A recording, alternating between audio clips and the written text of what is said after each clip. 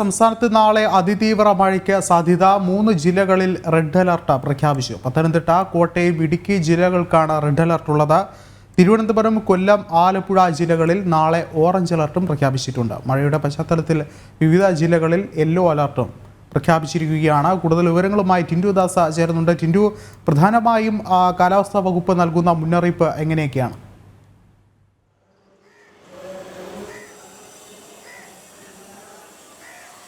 വിഷ്ണു, സംസ്ഥാനത്ത് പെരുമഴ വരുന്നു എന്ന് തന്നെ പറയാം. നാളെ 3 ജില്ലകൾക്ക് റെഡ് അലേർട്ട് പ്രഖ്യാപിച്ചിട്ടുണ്ട്. ഇടുക്കി, കോട്ടയം, പത്തനംതിട്ട ജില്ലകൾക്കാണ് നാളെ റെഡ് അലേർട്ട് പ്രഖ്യാപിച്ചിട്ടുള്ളത്. തിരുവനന്തപുരം, കൊല്ലം, ആലപ്പുഴ ജില്ലകൾക്ക് ഓറഞ്ച് അലേർട്ടും പ്രഖ്യാപിച്ചിട്ടുണ്ട്. ഇന്ന് കോട്ടയം, ഇടുക്കി, പത്തനംതിട്ട ജില്ലകൾക്ക് ഓറഞ്ച് അലേർട്ടാണ് പ്രഖ്യാപിച്ചിട്ടുള്ളത്. തിങ്കൾ മുതൽ ബുധനാഴ്ച വരെ മധ്യ കേരളത്തിലും അതിശക്തമായ മഴയ്ക്ക് സാധ്യതയുണ്ടെന്നാണ് കാലാവസ്ഥാ വകുപ്പ് മുന്നറിയിപ്പ് നൽകുന്നത്. വിനോദസഞ്ചാര മേഖലകൾക്ക് ജാഗ്രതാ നിർദ്ദേശങ്ങൾ നൽകിയിട്ടുണ്ട്. പ്രത്യേകിച്ച് മലയോര മേഖലകളിൽ വിനോദസഞ്ചാരത്തിന് വെള്ളച്ചാട്ടം തുടങ്ങിയ മേഖലകളിലൊക്കെ പോകുന്നവർ സുരക്ഷാ സംവിധാനങ്ങൾ, അതായത് ഗൈഡുകളുടെയോ അല്ലെങ്കിൽ നിർദ്ദേശങ്ങൾ ലംഘിച്ചുകൊണ്ടോ പോകരുത് എന്നൊരു കർശന നിർദ്ദേശം നൽകിയിട്ടുണ്ട്. കഴിഞ്ഞ ദിവസം കുറ്റാലത്ത് മിന്നൽ പ്രളയം ഉണ്ടായതുപോലെ സമാനമായിട്ടുള്ള മിന്നൽ പ്രളയത്തിനൊക്കെ സാധ്യത മുന്നിൽ കാണുന്നുണ്ട്. വലിയ രീതിയിലുള്ള മഴയാണ് സംസ്ഥാനത്ത് പ്രതീക്ഷിക്കുന്നത്. അതിതീവ്ര മഴ ലഭിക്കുമെന്ന് തന്നെയാണ് മുന്നറിയിപ്പ്. നിലവിൽ ലഭിക്കുന്നത് വേനൽ മഴയാണ്. ഈ മാസം 31-ാം തീയതിയോടുകൂടി മൺസൂൺ ശക്തി പ്രാപിക്കുമെന്നാണ് കാലാവസ്ഥാ കേന്ദ്രങ്ങൾ നൽകുന്ന മുന്നറിയിപ്പ്. കടലയോ തീരദേശ മേഖലകളിലും ജാഗ്രതാ നിർദ്ദേശങ്ങൾ നൽകിയിട്ടുണ്ട്. അതിതീവ്രമായൊരു മഴയ്ക്ക് തന്നെയാണ് ഒരുപക്ഷെ വരും ദിവസങ്ങളിൽ അതിതീവ്രമായൊരു മഴ തന്നെ കേരളത്തിൽ വരും ദിവസങ്ങളിൽ ഉണ്ടായേക്കാം. കൂടാതെ ഏറ്റവും പ്രധാനപ്പെട്ട കാര്യം എന്ന് പറയുന്നത് നമുക്കറിയാം, ഇത്തവണ വേനൽ മഴ വളരെ കുറച്ചാണ് ലഭിച്ചിട്ടുള്ളത്. വലിയ രീതിയിലുള്ളൊരു വേനലും ഉഷ്ണതരംഗം ഒക്കെ നമുക്ക് അനുഭവപ്പെട്ടിട്ടുണ്ട്. കേരളത്തിൽ പൊതുവെ 3 ജില്ലകളിൽ ഉഷ്ണതരംഗം അനുഭവപ്പെട്ടിട്ടുണ്ട്. അപ്പോൾ ആ ഒരു സാഹചര്യത്തിൽ തന്നെ മൺസൂൺ നേരത്തെ എത്തുമെന്നാണ് പ്രവചനം. ഈ എൽനിനോ, ലാനിനോ പ്രതിഭാസങ്ങൾക്ക് അനുസരിച്ച് അതിശക്തിയായ മൺസൂൺ ഈ വർഷം ലഭിക്കുമെന്നും മുന്നറിയിപ്പുകൾ നൽകുന്നുണ്ട്. വരും ദിവസങ്ങളിൽ മഴ ശക്തമാകും. കഴിഞ്ഞ ഒരാഴ്ചയ്ക്കുള്ളിലാണ് മഴ ഇത്രയും അധികം ശക്തി പ്രാപിച്ചത്. ഒരുപക്ഷെ ഈ റെഡ് അലേർട്ട് പ്രഖ്യാപിക്കുന്ന ഒരു സാഹചര്യം വരെ എത്തിയിട്ടുണ്ട്. എന്തായാലും നാളെ 3 ജില്ലകൾക്ക് റെഡ് അലേർട്ട് പ്രഖ്യാപിച്ചിട്ടുണ്ട്. മധ്യ കേരളത്തിൽ മഴ ശക്തമാകും. മലയോര മേഖലകളിൽ മണ്ണിടിച്ചിലുണ്ടാകുന്ന മേഖലകളിലൊക്കെ കർശന ജാഗ്രതാ നിർദ്ദേശങ്ങളാണ് നൽകിയിട്ടുള്ളത്. തീരദേശ മേഖലയിലും സമാനമായിട്ടുള്ള ജാഗ്രതാ നിർദ്ദേശങ്ങൾ നൽകിയിട്ടുണ്ട്.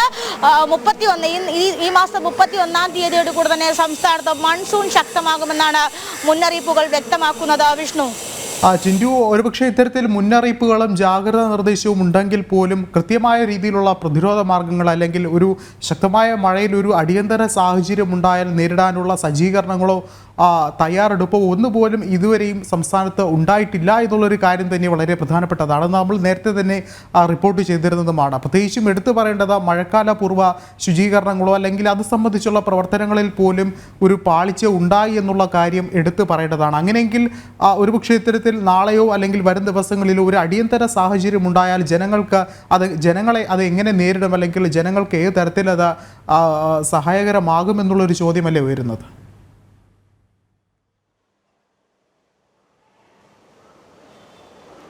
തീർച്ചയായും വിഷ്ണു സൂചിപ്പിച്ചതുപോലെ തന്നെ മഴക്കാലം ഒരുപക്ഷെ കഴിഞ്ഞ വർഷങ്ങളിലൊന്നും ലഭിക്കാത്തതിനും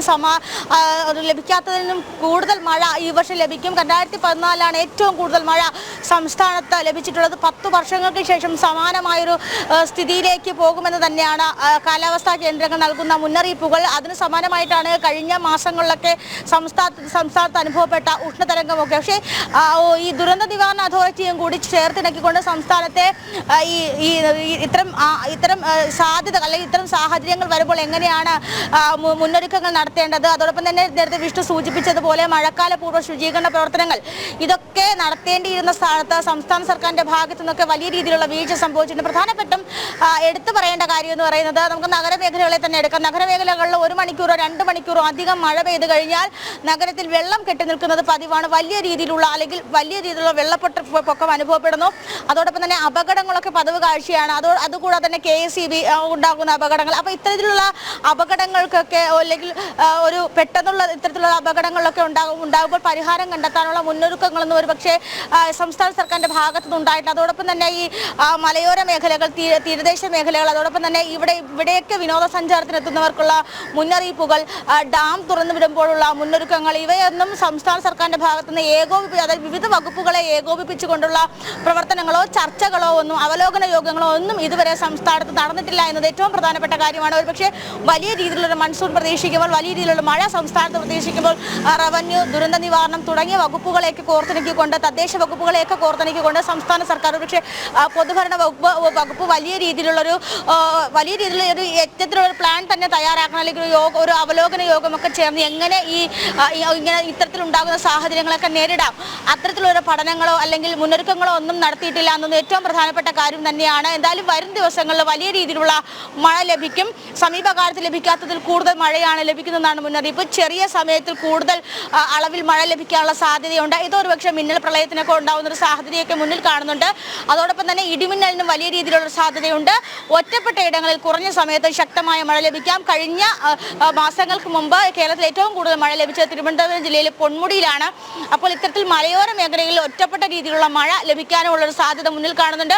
3 ജില്ലകൾക്ക് റെഡ് അലേർട്ട് പ്രഖ്യാപിച്ചിട്ടുണ്ട്. ഇന്ന് 3 ജില്ലകൾക്ക് ഓറഞ്ച് അലേർട്ട് പ്രഖ്യാപിച്ചിട്ടുണ്ട്. വരും ദിവസങ്ങളിൽ മധ്യ കേരളത്തിൽ സമാനമായ രീതിയിൽ മഴ ശക്തമാകും അല്ലെങ്കിൽ മഴ കനക്കുമെന്നുള്ള മുന്നറിയിപ്പ് തന്നെയാണ് നൽകുന്നത്. വിഷ്ണു, ടിൻഡു, അതുപോലെ തന്നെ സംസ്ഥാനത്തെ തീരമേഖലകളിലും ശക്തമായ ഒരു ജാഗ്രതാ നിർദ്ദേശം നൽകിയിട്ടില്ല. നമുക്കറിയാം, നേരത്തെ കള്ളക്കടൽ പ്രതിഭാസം ഉണ്ടായപ്പോൾ പൊഴിയൂർ, മുതലപ്പൊഴി മേഖലകളിലൊക്കെ തന്നെ ശക്തമായൊരു ജാഗ്രതാ നിർദ്ദേശം നൽകിയിട്ടുണ്ട്. അതോടൊപ്പം തന്നെ ഇപ്പോൾ മത്സ്യബന്ധനത്തിനടക്കം വിലക്ക് ഏർപ്പെടുത്തുന്ന ഒരു സാഹചര്യത്തിലേക്ക് വഴിമാറുമ്പോൾ തീരദേശ മേഖലകളും കൃത്യമായ രീതിയിലൊരു ജാഗ്രത പാലിക്കേണ്ടതല്ലേ? അവിടെയും നേരത്തെ പറഞ്ഞതുപോലെ സർക്കാർ ആദ്യം നൽകിയ വാഗ്ദാനങ്ങളൊന്നും ഇതുവരെയും പാലിക്കപ്പെടുന്നില്ല. അവിടെയും ജനങ്ങൾ വളരെ വലിയൊരു ആശങ്കയിലല്ലേ ഇനിയൊരു മഴക്കാലത്തെയും നേരിടുമ്പോൾ?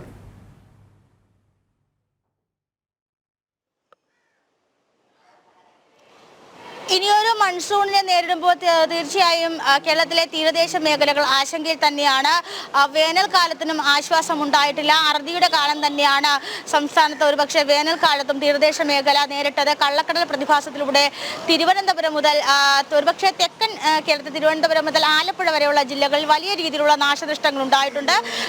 വലിയ തോതിൽ കടൽ കയറിയിട്ടുണ്ട്. കോസ്റ്റൽ ഇറോഷൻ, അതായത് തീരം നശിച്ചിട്ടുണ്ട്. തുടങ്ങിയ കാരണങ്ങളൊക്കെ കള്ളക്കടൽ പ്രതിഭാസം കൊണ്ട് തന്നെ സംഭവിച്ചിട്ടുണ്ട്. അപ്പോൾ അതിനുശേഷം മൺസൂണാണ്. മൺസൂൺ എന്ന് പറയുമ്പോൾ പ്രത്യേകിച്ചും ഉയർന്ന, ഒരുപക്ഷെ കള്ളക്കടൽ പ്രതിഭാസത്തിനേക്കാളും ഉയർന്ന രീതിയിലുള്ള ഒരു വേലിയേറ്റം അല്ലെങ്കിൽ ഉയർന്ന രീതിയിലുള്ള ഒരു തിരമാല പതനമൊക്കെ ഉണ്ടാവാനുള്ള സാധ്യതയുണ്ട്. അപ്പോൾ അതിന് മുന്നോടിയായിട്ട് തന്നെ ഒരുപക്ഷെ തീരദേശ മേഖലയിൽ നടത്തേണ്ട മണൽ വാരി മാറ്റുന്നത് ഉൾപ്പെടെയുള്ള നടപടിക്രമങ്ങളൊന്നും പൂർത്തിയാക്കിയിട്ടില്ല. പുലിമുട്ട് നിർത്തുന്നതുമായിട്ടുള്ള പ്രവർത്തനങ്ങളൊന്നും പൂർത്തിയായിട്ടില്ല. ഒരുപക്ഷെ അറുതിയുടെ കാലത്ത് ഈ തീരദേശ മേഖലയിലെ ജനങ്ങൾക്ക് സഹായമായി നൽകുന്ന സഹായ വാഗ്ദാനങ്ങളും ഹസ്തങ്ങളൊന്നും ഇതുവരെ, അല്ലെങ്കിൽ സഹായ വാഗ്ദാനങ്ങളൊന്നും ഇതുവരെ നടപ്പിലാക്കിയിട്ടില്ല. അപ്പോൾ ഒരുപക്ഷെ ഞാൻ നേരത്തെ സൂചിപ്പിച്ചതുപോലെ തന്നെ മഴക്കാലത്തിന് മുമ്പായിട്ട്, മൺസൂണിന് മുമ്പായിട്ട് തീരദേശ മേഖലയെ സംസ്ഥാന സർക്കാരിൻ്റെ ഭാഗത്തു നിന്നും പൂർണ്ണമായി തഴഞ്ഞുകൊണ്ടുള്ള നിലപാടിലേക്ക് തന്നെയാണ് പോകുന്നത്. ഒരുപക്ഷെ ഒരാഴ്ചയ്ക്കുള്ളിലോ 2 ആഴ്ചയ്ക്കുള്ളിലോ തീർക്കേണ്ട പദ്ധതി അല്ലെങ്കിൽ തീർക്കേണ്ട പ്രവർത്തനങ്ങളൊക്കെയാണ് മാസങ്ങളോളം സർക്കാരിൻ്റെ അനാസ്ഥ മൂലം ഇഴഞ്ഞു നീങ്ങുന്നത് വേണം പറയാനായിട്ട്. അപ്പോൾ ഈ ഒരു മേഖലയെയും പൂർണ്ണമായും അവഗണിച്ചുകൊണ്ടുള്ള രീതിയിൽ തന്നെയാണ് സംസ്ഥാന സർക്കാർ മുന്നോട്ട് കൊണ്ടുപോകുന്നത്. ഏറ്റവും വ്യക്തമായി പറയുകയാണെങ്കിൽ മഴക്കാലത്തിന് മുന്നേ സംസ്ഥാനത്ത് നടപ്പിലാക്കേണ്ടിയിരുന്ന പ്രധാനപ്പെട്ട വിഷയങ്ങൾ, അതായത് പ്രധാനപ്പെട്ട കാര്യങ്ങളിലൊന്നും ഈ ബന്ധപ്പെട്ട വകുപ്പുകളെ ഏകോപിപ്പിച്ചുകൊണ്ടുള്ള ഒരു തരത്തിലുള്ള യോഗങ്ങളോ ഒരു തരത്തിലുള്ള മുന്നൊരുക്കങ്ങളോ ഒന്നും സർക്കാരിൻ്റെ ഭാഗത്തു നിന്ന് നടപ്പിലാക്കിയിട്ടില്ല എന്ന് വേണം നമുക്ക് കരുതാൻ. പക്ഷേ ഒരു വലിയ മഴ വന്നതിന് ശേഷം, ആ മഴയ്ക്ക് ശേഷമുള്ള അല്ലെങ്കിൽ അത്തരത്തിലുള്ള പ്രശ്നങ്ങൾക്ക് ശേഷം മാത്രമായിരിക്കും സർക്കാർ ഉണർന്ന് പ്രവർത്തിക്കുക. എന്തായാലും വലിയ രീതിയിലുള്ള പെരും മഴയാണ് സംസ്ഥാനത്ത് ലഭിക്കാനിരിക്കുന്നത്. വരും ദിവസങ്ങളിൽ മഴ ശക്തമാകും. മൺസൂണിന് മുന്നേ തന്നെ സംസ്ഥാനത്ത് റെഡ് അലേർട്ട് പ്രഖ്യാപിക്കുന്ന ഒരു ഘട്ടത്തിലേക്ക് എത്തിയിട്ടുണ്ട്. കഴിഞ്ഞ ദിവസങ്ങളിലൊക്കെ യെല്ലോ അലേർട്ടായിരുന്നു പ്രഖ്യാപിച്ചിരുന്നത്. മൺസൂണിന് മുമ്പേ വേനൽ മഴയിൽ തന്നെ റെഡ് അലേർട്ട് പ്രഖ്യാപിക്കുന്ന ഒരു ഘട്ടത്തിലാണ് സംസ്ഥാനം എത്തിയിട്ടുള്ളത്.